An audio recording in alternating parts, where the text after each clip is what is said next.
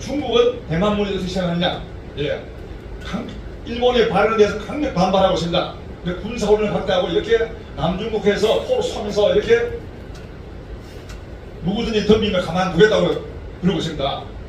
그래서 한국의 외교, 경제, 안보에 영향을 엄청나게 크게 미치고 있는 것입니다. 이 모든 것이 우리 생활과 관련된죠. 그럼 중국과 일본이 충돌을 가능성이 없느냐? 많습니다. 해상과 항공 우발 충돌이 많습니다. 한 가지 예를 들면 지난 6월달입니다. 6월 5일날 일본 자유인의 공군기에 중국 공군기가 30m 저걸 30m까지 딱딱 충돌합니다. 이렇게 위협을 가하는 거예요. 위협을 가합니다. 뿐만 아니라 지난번에는 뭔가 중국 함선이 100척이 한쪽에 모여가지고 생각 포사격을 다 했어. 포사격을 이렇게 위력 시위를 하고 있습니다. 이게 만약 잘못되면 합니까? 바로 전쟁을 하겠죠. 그죠? 대만에서 전쟁이 하면은 일본은 자동 참전하고 미국도 하고 호주 참고죠. 좀 나옵니다만은 미국 대만 전쟁하면 그날부로 3차 세계대전이 되는 거예요. 우리도 자동적으로 전쟁에 휩싸이게 됩니다. 여러분들 19세기 나던 청일전쟁과 열린이 아시죠? 청나라와 일본이 싸우는데 전쟁터가 어디였습니까? 한반도였어요. 러시아와 일본이 싸우는데 전쟁터가 어디냐? 우리나라였습니다. 수많은 우리나라 사람 죽었어요. 왜 그런가요? 우리 한반도는 대륙과 해양시대하고 교차하는 접점 위치에서 강대국 싸움에 자유롭지 못해요. 만약에 대구 사람하고 영시해야 되겠죠. 그죠? 마찬가지입니다. 그 똑같은 의미예요. 그래서 어떻게 합니까? 충돌 가능성이 있다. 만약에 충돌하면 한국에 어떤 영향이 있느냐?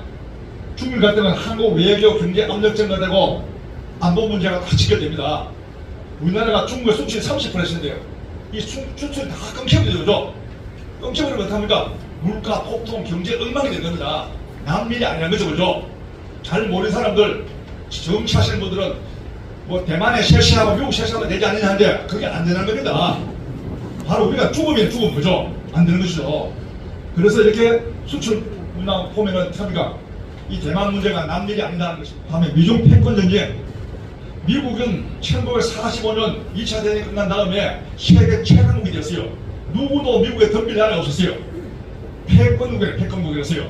그런데 중국이 1990년 이후에 잘 살게 되면서 급속도로 경제성장하면서 나라가 잘 살면 군대도 강해져요. 국방비 많이 투자하니까 이 미국의 패권에 도전하고 있어요.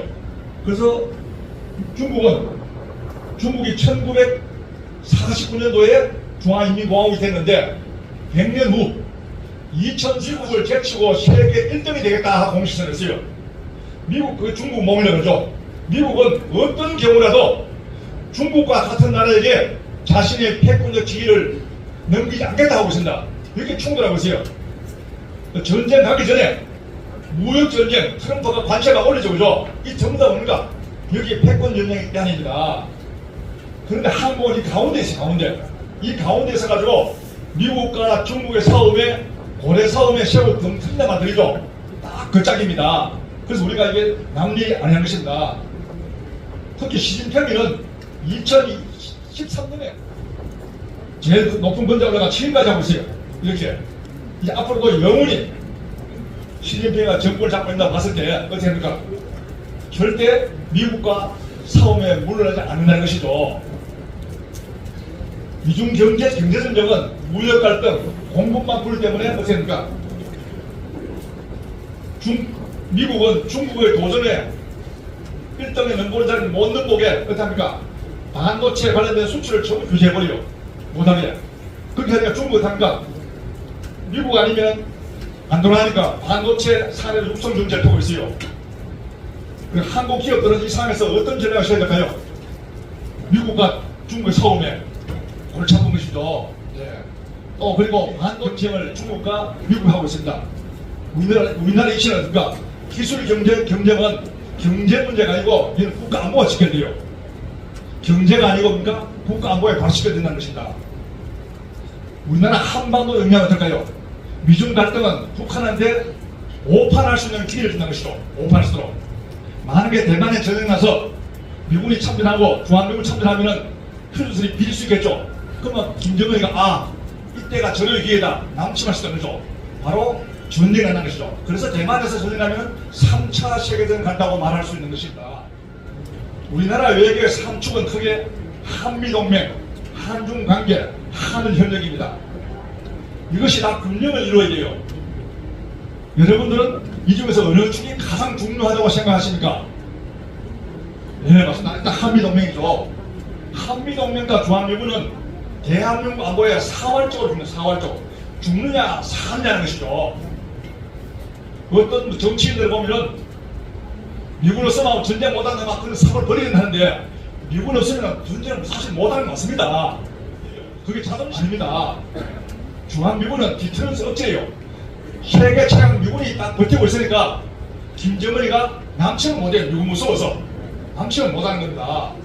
만약에 주한미군이었다면 북한은 한국을 그대로 공격해버려요. 중국은 대만을 바로 공격해버립니다. 일본은 독도를 공격해요. 주한미군 때문에 한국을 못 건드리는 겁니다. 힘센 나라가 있으니까. 만약에 한미동맹 파기되면 한국은 미국의 적이 되어버려요. 살아갈 수 없기 때문에 한국은 중국 시진핑에게 붙습니다. 북한이 저고시하는 이유는 왜 그런가요? 미국의 적이기 때문에 저고시하는 거예요. 그래서 어떻게 합니까? 미국이 다 막아버렸죠. 그래서 저고시하는 거예요. 그런데 만약에 한국이 중국 편에 서면 될까요? 그 감당 어떻게 하죠? 중국 나는 겁니다. 앞으로. 그래서 한미동맹과 주한미군은 사활적 중요한